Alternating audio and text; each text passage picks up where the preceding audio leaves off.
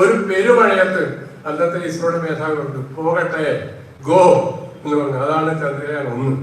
ചന്ദ്രയാൻ അവിടെ ചെന്ന് ചന്ദ്രന്റെ ഭ്രമണപഥത്തിൽ ഭ്രമണം നടത്തിക്കൊണ്ട് എത്രയോ കൊല്ലം 7 കൊല്ലത്തോളം അവിടെ നിന്നുകൊണ്ടാണ് പോയത്. അതിനുശേഷം ചന്ദ്രയാൻ 2ന്റെ കഥ നിങ്ങൾക്ക് ഓർമ്മയുണ്ടെങ്കിൽ അറിയാം.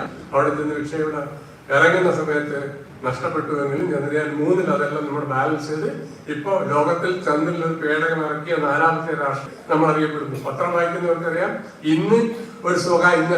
ഇന്നലെ ഉച്ചക്ക് ഇന്ത്യൻ സമയം 2:30 മണിക്ക് ഒരു സ്വകാര്യ കമ്പനിയുടെ പേടകം ചന്ദ്രന്റെ പ്രതലത്തിൽ ഇറങ്ങിയിരിക്കുന്നു എന്നൊരു വാർത്തയുണ്ട്. പക്ഷെ അത് ഇതുമായി വെച്ച് നോക്കുമ്പോൾ നമ്മുടെ നേട്ടം നമ്മുടെ സ്വന്തം വാഹനത്തിൽ നമ്മുടെ സ്വന്തം ആൾക്കാർ നിർമ്മിച്ച പേടകമാണ്. നമ്മുടെ സ്വന്തം എന്താണ് പറയുക മിഷൻ കൺട്രോളിൽ അവിടെ എത്തിയത് എന്ന് കൊടുത്തത് എടുക്കണ്ടോ. അത് കഴിഞ്ഞിട്ട് ഇപ്പൊ നമ്മൾ ചെയ്യുന്നത് മനുഷ്യനെ ഭ്രമണത്തിലെത്തിക്കാൻ. നിങ്ങൾ ചോദിക്കും മനുഷ്യനെ ഭ്രമണത്തിലെത്തിക്കാൻ എപ്പോഴും പോയി യൂറിയക്കാരൻ നിങ്ങൾ എന്തിനാ ഇപ്പൊ മനുഷ്യനെ ഭ്രമണത്തിൽ. പക്ഷെ നമ്മൾ ചെയ്യുമ്പോൾ ആവില്ലല്ലോ മറ്റുള്ളവർ ചെയ്യുന്നത് കണ്ടാൽ. അതുകൊണ്ട് 4 പേരെ തെരഞ്ഞെടുത്ത് വെച്ചിരിക്കുന്നു. നമ്മുടെ LVM-3 നിങ്ങളുടെ പരീക്ഷ സയൻസിൽ ഒരുപാട് കാര്യങ്ങൾ ചെയ്തിട്ടുണ്ട്. സൂര്യനെ പഠിക്കാൻ L1 എന്ന ഒരു ഉപഗ്രഹം ഇപ്പോൾ ഏകദേശം ഭൂമിയിൽ നിന്ന് സൂര്യനിലേക്കുള്ള ദൂരത്തിന്റെ എത്രയാണെന്നറിയാം ആർക്കെങ്കിലും? ഒരു AU എന്ന് പറയുന്നത് 15 കോടി കിലോമീറ്ററാണ്. അതിന്റെ 10-1 ദൂരത്തിൽ L1 എന്ന ഒരു ലഗ്രാഞ്ചിയ പോയിന്റ് എന്ന് വിളിക്കുന്ന ഫിസിക്സ് താരങ്ങളുണ്ട്. കൂട്ടത്തിൽ ഒരാളെങ്കിലും കൈമുക്കി L1 ലഗ്രാഞ്ചിയ പോയിന്റ് എന്ന് വിളിക്കുന്ന ഭൂമിയിൽ നിന്നും സൂര്യനിൽ നിന്നും ആകർഷണം സമദൂരത്തിൽ എത്തി ബാലൻസ് ചെയ്ത് നിൽക്കുന്ന ആ പോയിന്റിൽ ഭൂമിയിൽ നിന്നും ഏകദേശം സൂര്യനിലേക്കുള്ള ദൂരത്തിന്റെ 10% അകലത്തിൽ സൂര്യന്റെ കൊറോണയെ കുറിച്ച് പഠിച്ചുകൊണ്ടിരിക്കുന്നു. നിങ്ങൾക്ക് വിശ്വസിക്കാൻ പറ്റുമോ?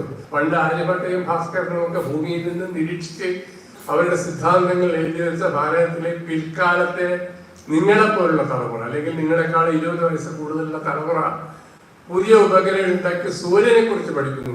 അവർ വീനസിനെ കുറിച്ച് പഠിക്കാനുള്ള ഉപഗ്രഹങ്ങൾ ഉണ്ടാക്കിക്കൊണ്ടിരിക്കുന്നു. അവർ ചന്ദ്രനിലേക്ക് ബഹിരാകാശത്തേക്ക് ഭ്രമണപഥത്തിലേക്ക് മനുഷ്യനയക്കാൻ വളരെ ദുസ്സഹമായ കാര്യമാണ്. നിങ്ങൾ ചോദിക്കും എത്രയോ പേർ ജമിനി പേടകത്തിലും മറ്റും പോയിട്ടില്ലേ?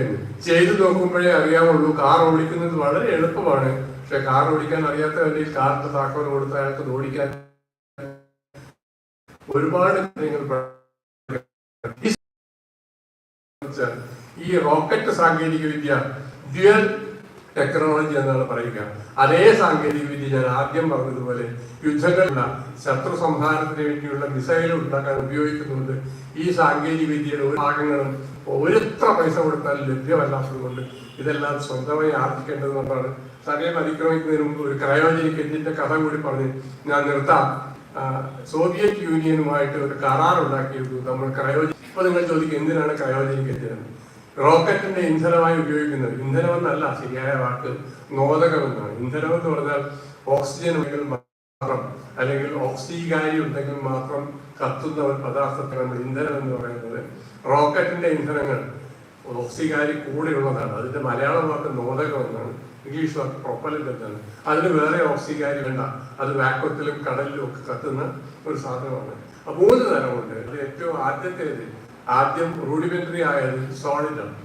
എന്നിട്ട് നടത്തിയ ഫിസിക്സിന്റെ ഭൗതിക ശാസ്ത്രത്തിലെ ഗവേഷണങ്ങളെല്ലാം തന്നെ അത് ലിക്വിഡ് ആണെങ്കിലും ഏറ്റവും എളുപ്പം ഉണ്ടാക്കുന്നത് സോളിഡ് ആയതുകൊണ്ട് നമ്മുടെ ആദ്യകാല വിക്ഷേപണ വാഹനങ്ങളിൽ എല്ലാം ഖര നോദകങ്ങളായിരുന്നു.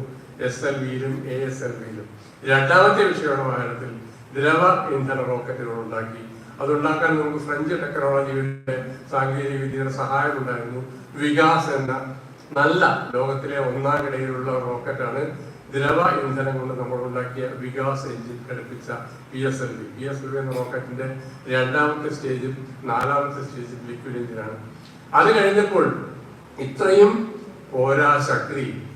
റോക്കറ്റ് ഇന്ധനങ്ങളുടെ ശക്തി നിശ്ചയിക്കുന്നത് സ്പെസിഫിക് ഇമ്പൾസ് എന്ന് പറയുന്നത്, അതായത് അതിന്റെ കഴിവ്. ഒരു 200 ഒക്കെ സെക്കൻഡിൽ 200 എന്നൊക്കെ പറയുന്നത് പോരാ, ഒരു 400 ഒക്കെ വേണമെന്ന് പറഞ്ഞിട്ടും കൊണ്ട് ക്രയോജനിക് സാങ്കേതിക